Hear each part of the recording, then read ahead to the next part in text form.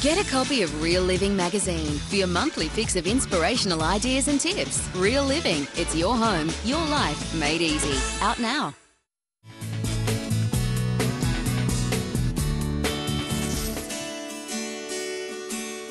Today we've got a very good example of some people trying to make money out of real estate even when the market's flat, and that's by renovating themselves.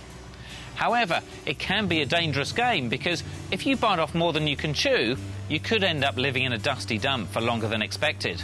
The amateur builders behind me bought a not-for-the-faint-hearted property about 5 years ago, expecting to turn it around in under a year. But as you can see behind me, they're still going. This terrace house was built in 1885, and when the owners bought it in 2003, it was really run down. They're now at the stage where they want to finish it off quickly and cash in on the value they've added. So Murray, what do people specifically need to look for when they're buying properties to renovate? Well, Chris, renovating these older properties, these wrecks, can be a lot of fun, but people must be aware of what they're getting themselves into. For example, you can call in the professionals, and these guys will turn up and give you a detailed report of the condition the building's in. These guys can tell the difference between a hairline crack on the wall, which might be a result of shrinkage from the paint, or it might be a result of the foundations, the footings moving down below. Now, I've been taking it pretty easy on Deb over the last few weeks, giving her a nice few painting jobs. But now I think it's time for some serious restorations. And lucky I'm not afraid of heights.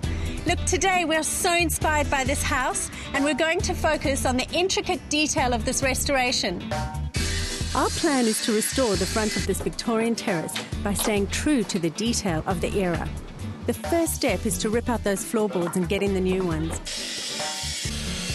So, Gab, what are you doing here today? Well, today, Deb, we're replacing the timber on our veranda up here with an Australian hardwood decking board. Yep. It's pre-drilled for ease of nailing and to stop any splitting on the ends.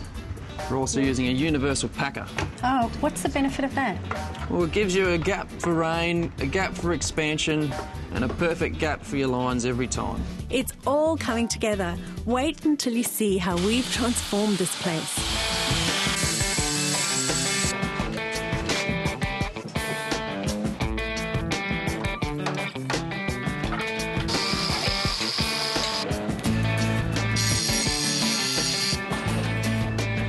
Our classic iron palisade fence is in, the decking is complete, our first coat of paint has gone on, the garden's nearly done. Now it's time to get stuck into the details. There was a lot of preparation before we could paint this house because it had previously been painted in an old lead-based paint, so we couldn't sand it. Now look, lead-based paints are really dangerous to inhale, and also they leave a rough, chalky surface which flakes off. If you have a look over here, this was a quick paint job, and already it's crackling and peeling. So how we've prepared is we've scraped back and smoothed the surface with an exterior filler so it can be sanded safely. Now it's ready for our brand new colours.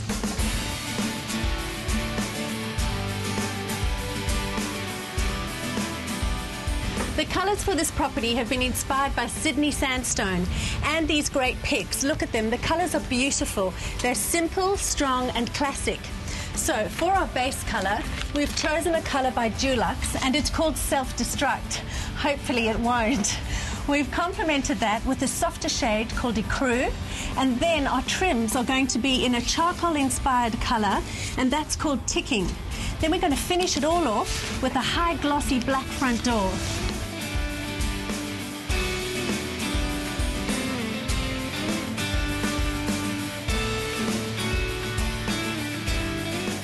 The key to these restorations is getting it right. You want to find specialists in their specific fields, so hunt them out. Whether it's buying a second-hand door, having a replica made, even down to the fence you choose and the style, and also the paint colours and the finishes. All those choices are vital. Now, we also bought a pile of books to study. If you have a look in here, it's great. The detail on restoration is brilliant. So look, if you get it right the first time, you'll save yourself a fortune in the future.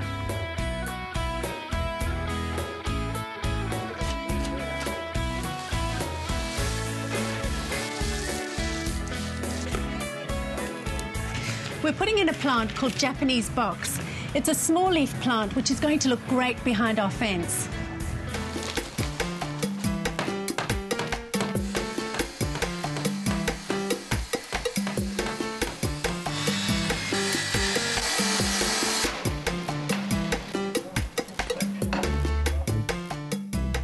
been a long day. The deck and the garden are done, and we're just finishing the painting.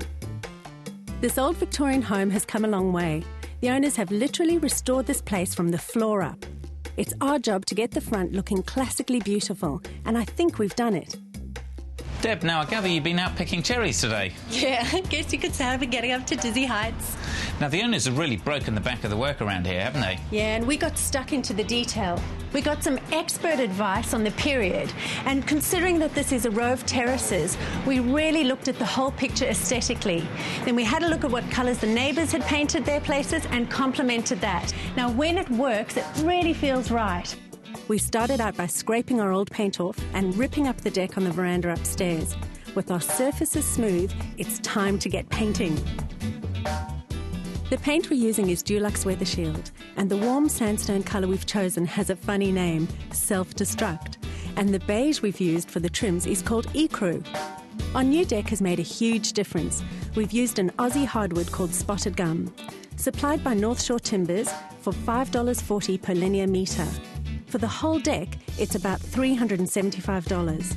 The beautiful Victorian palisade fence is supplied by Forgeries and came in at $500 per metre. We've picked up a Victorian door from Chippendale Restorations. It's true to the period, and with its new door handle and knocker, it gives our entranceway a genuine Victorian look.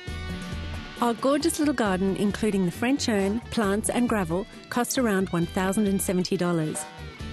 And our regal curtains are from Warwick. They really complete the picture. Our rundown terrace has been transformed into a beautiful Victorian home, right down to the very last detail. And the crumbling veranda has been restored to its full glory.